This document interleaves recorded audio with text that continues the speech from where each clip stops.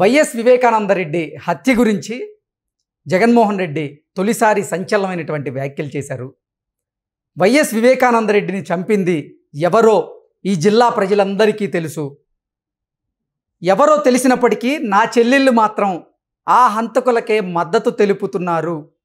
ఇది కలియుగం అంటూ కూడా సంచలనమైనటువంటి వ్యాఖ్యలు చేసిన నేపథ్యంలో ఈ అంశానికి సంబంధించి మనతో మాట్లాడేందుకు ప్రముఖ రాజకీయ విశ్లేషకులు, ప్రముఖ సీనియర్ జర్నలిస్ట్ సిఎస్ రావు గారు మనతో ఉన్నారు. సార్తో మాట్లాడదాం. Sir, hi sir. Hello sir, YS Vivekananda Reddy హత్య కేసు గురించి తొలిసారి జగన్మోహన్ రెడ్డి స్పందించారు. సంచలనమైనటువంటి వ్యాఖ్యలు కూడా చేశారు. వైఎస్ వివేకానందరెడ్డిని చంపింది ఎవరో ఈ జిల్లా ప్రజలు మొత్తానికి తెలుసు. నాకు ఆ హత్యకి అసలు ఎటువంటి సంబంధం లేదు. ఆ హంతకులకే ఇప్పుడు నా చెల్లెళ్ళు మద్దతు తెలుపుతున్నారు అంటూ కూడా సంచలనమైనటువంటి వ్యాఖ్యలు చేస్తూ ఇది కలియుగం అనేటువంటి వ్యాఖ్యలు అయితే చేయడం జరిగింది. ఏంటి సార్ అసలు ఆయన వ్యాఖ్యల వెనక ఉద్దేశం ఏంటంటే ఏం చెప్తారు? ఈ మధ్య జగన్మోహన్ రెడ్డి చేసినటువంటి వ్యాఖ్యలను కనుక చూస్తుంటే కనుక ఆయన క్రైస్తవుడు అయినప్పటికీ క్రైస్తవ మతాన్ని పుచ్చుకున్నారు అని చెప్పి అంటుంటారు కదా. ఆయన క్రైస్తవాన్ని అవలంబిస్తూ ఉంటారు. జనరల్గా క్రైస్తవంలో ఒకటి ఉంది అని చెప్పి చెప్తుంటారు. నాకు తెలిసినటువంటి ఫాదర్స్ కూడా చెప్తుంటారు. నిజమైనటువంటి క్రైస్తవుడు అయితే అబద్ధాలు చెప్పరు అనేది. అబద్ధాలు చెప్పరు, అబద్ధాలు ఆడరు. క్రైస్తవ మతాన్ని పుచ్చుకున్నటువంటి నిజమైనటువంటి క్రైస్తవులు అసలు క్రైస్తవమే అక్కడి నుంచి స్టార్ట్ అవుతుంది అనేది కొంతమంది నాకు తెలిసినటువంటి ఫాదర్లు అప్పుడప్పుడు చెప్తూ ఉంటారు. ప్లస్ దానికి ఉదాహరణ కూడా చెప్తుంటారు. ఇప్పుడు సోనియా గాంధీ ఉంది. సోనియా గాంధీ రాష్ట్రాన్ని విడదీయడానికి కారణం ఏంటంటే ఆమె ఎన్నికల్లో నేను రాష్ట్రాన్ని ఇస్తానని చెప్పి తెలంగాణ ప్రజలు చెప్పాను, కాబట్టి నేను రాజకీయంగా నష్టపోయినా కానీ నేను ఇవ్వాల్సిందేనని చెప్పి పట్టుబట్టి ఆవిడ రాష్ట్రాన్ని విడగొట్టారు అని చెప్పి చెప్తుంటారు. అది నిజమైనటువంటి క్రైస్తవం అని చెప్పి గుర్తు చేస్తుంటారు. కాంగ్రెస్ పార్టీలో ఉన్నటువంటి కొంతమంది క్రైస్తవ మతస్థులు కూడా చెప్తుంటారు. వాస్తవంగా ఇండియాలో క్రైస్తవులు అనేవాళ్ళు లేరండి. కన్వర్టెడ్ క్రిస్టియన్సే ఉన్నారు. నిజమైనటువంటి అంటే క్రైస్తవం ఆరిజిన్ క్రైస్తవం ఇక్కడ లేదు భారతదేశంలో. కన్వర్టెడ్ క్రిస్టియన్స్ ఉండేది. అయితే ఇక్కడ ఈ మధ్యకాలంలో జగన్మోహన్ రెడ్డి ఏం చెబుతున్నారంటే, దో హీఈస్ క్రిస్టియన్, ఆయన మహాభారతంలో ఉన్నటువంటి కొన్ని అంశాలని, ఈ యుగాల్ని ఈ చెప్తున్నారు. యాక్చువల్గా నీకు బైబిల్లో యుగాలు ఇవన్నీ వేదాలు, పురాణాలు, ఉపనిషత్తులు వాటికి సంబంధం ఉండదు. కానీ ఈ మధ్య కాలంలో ఆయన ఏం చెప్తున్నాడంటే, గతంలో సిద్ధం సభలో చెప్పాడు. సిద్ధం సభలో అందరూ సిద్ధంగా అండి, జమ్మి చెట్టు మీద ఉన్నటువంటి ఆయుధాలను తీసి మనం అందరూ సిద్ధం అవుదాం అని చెప్పి చెప్పడం జరిగింది. ఆ జమ్మి చెట్టు మీద ఆయుధాలను ఎప్పుడు పెట్టి వెళ్ళారు పాండవులు అనేది ఆయనకి తెలియదు పాపం. మళ్ళీ ఎప్పుడు తీసుకున్నారు అనేది కూడా తెలియదు. అజ్ఞాతంలో ఉన్నప్పుడు వాళ్ళు జమ్మి చెట్టు మీద పెట్టి అజ్ఞాతంలో వాళ్ళు ఏదో ఉండి అజ్ఞాతవాసం అయిపోయిన తర్వాత ఆ జమ్మి చెట్టుని ఆయుధాలు తీసి బయటకు వస్తారు. కానీ జగన్మోహన్ రెడ్డి అజ్ఞాతంలో లేడు కదా. 2019 నుంచి అధికారంలో ఉన్నాడు కదా, రాజ్యాన్ని ఏళ్తున్నాడు కదా. రాజ్యాన్ని ఏళ్తున్నప్పుడు నీకు జమ్మి చెట్టు మీద ఆయుధాలు పెట్టాల్సిన అవసరం ఏముంది అసలు? ఇప్పుడు 5 సంవత్సరాల నుంచి జమ్మి చెట్టు మీద ఆయుధాలు పెట్టలేదు కదా. పాపం బహుశా ఆయనకి రాసిచ్చిన వాళ్ళు ఎవరో ఆ నేపథ్యం పాపం జగన్మోహన్ రెడ్డి తెలియదు, అది చెప్పారు. మళ్ళీ ఇప్పుడు కలియుగం గురించి చెప్పాడు. ఆయన ఏ సందర్భంలో చెప్పాడు? మేమంతా సిద్ధం అనేటువంటి కార్యక్రమానికి శ్రీకారం చుట్టాడు. ఇడుపులపాయ నుంచి శ్రీకారం చుట్టాడు. ఇడుపులపాయ దగ్గరికి వెళ్ళి రాజశేఖర రెడ్డి సమాధి వద్ద నివాళులు అర్పించి ఆమె విజయమ్మ గారి ఆశీస్సులు తీసుకొని, ఆమె ఆలింగనం చేసుకొని, ఆమె ఆశీస్సులు తీసుకొని ఆ తర్వాత మేమంతా సిద్ధం కార్యక్రమానికి బయలుదేరారు. బయలుదేరిన సందర్భంగా ప్రొద్దుటూరులో మొట్టమొదటి సభ జరిగింది. ఆ ప్రొద్దుటూరు సభలో ఆయన చేసినటువంటి ప్రసంగంలో ఏంటంటే, కలియుగం ఇది, అబద్ధాలకి నిజాలకి పోరాటం ఇది, ఇది ఎన్నుపోట్లకి నిజాయితీకి మధ్య జరిగేటువంటి పోరాటం ఇది కలియుగం. కలియుగంలో తప్పు చేయనటువంటి వాళ్ళు కూడా నిజాయితీ పరులుగా కనిపిస్తుంటారు అని చెప్పి ఆయన తాత్విక చింతనలో చెప్పాడు. తప్పు చేసిన వారికి కూడా నిజాయితీగా కనిపిస్తుంటారు అని చెప్పి.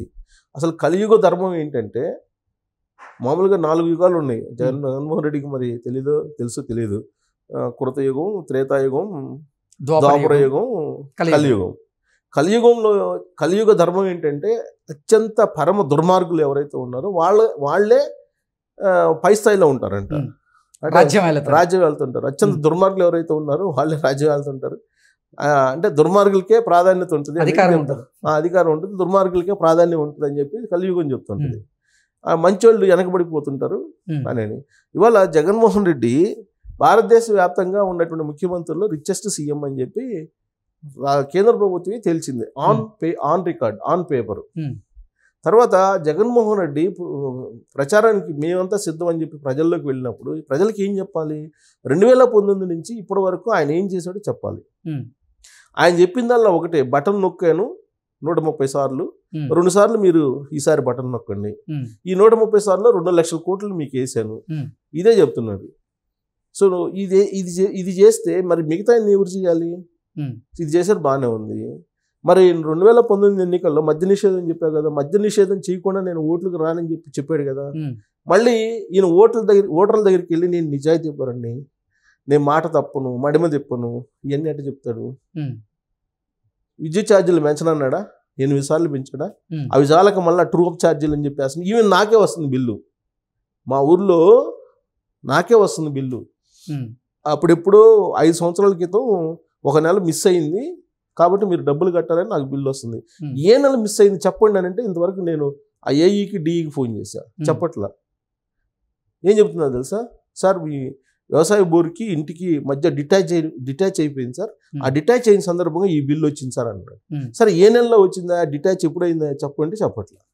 ముందు 700 కదా సార్ కట్టండి సార్ అంటాడు. 700 ఎందుకు కట్టాలా, దానికి కారణం చెప్పండి అని అంటే చెప్పండి. ఇలాంటి సమస్య ఆంధ్రప్రదేశ్ ప్రజల్లో చాలా మందికి ఉంది. అంటే ఆ విధంగా వసూలు చేస్తున్నారు. మద్య నిషేధం అన్నాడు, అది చేసేసాడు. ప్రత్యేక హోదా తెస్తానన్నాడా, తెచ్చాడా? తేలేదు. రాజధాని విషయంలో, అమరావతి విషయంలో ఏం చెప్పాడు? ఇప్పుడు ఏం చేస్తున్నాడు? 3 రాజధానులు అంటాడు. అంటే ఇవన్నీ పబ్లిక్ అంతా మర్చిపోతాడని చెప్పి జగన్మోహన్ రెడ్డి అనుకుంటాడు. అదే కలియుగ ధర్మం అంటే కలియుగంలో అబద్ధాలు ఎన్ని చెప్పినా కానీ నడిచిద్దులు అని చెప్పి అనుకుంటున్నాడు ఆయన. చెప్తూ వివేకానంద రెడ్డి మర్డర్ గురించి చెప్పాడు. వివేకానంద రెడ్డి మర్డర్ గురించి చెప్తూ ఆ మర్డరు చేసినాడు దస్తగిరి అని పేరు చెప్పలా, ఇండైరెక్ట్గా చెప్పాడు. వివేకానంద రెడ్డిని మర్డర్ చేసినాడు, మన కళ్ళ ముందే తిరుగుతున్నారు. అలాంటి వాళ్ళకి చంద్రబాబు నాయుడు మద్దతు ఇస్తున్నారు, మా చెల్లెళ్ళు కూడా అతనికి మద్దతు ఇస్తున్నారు, ఇదే కలియుగము అని అంటాడు.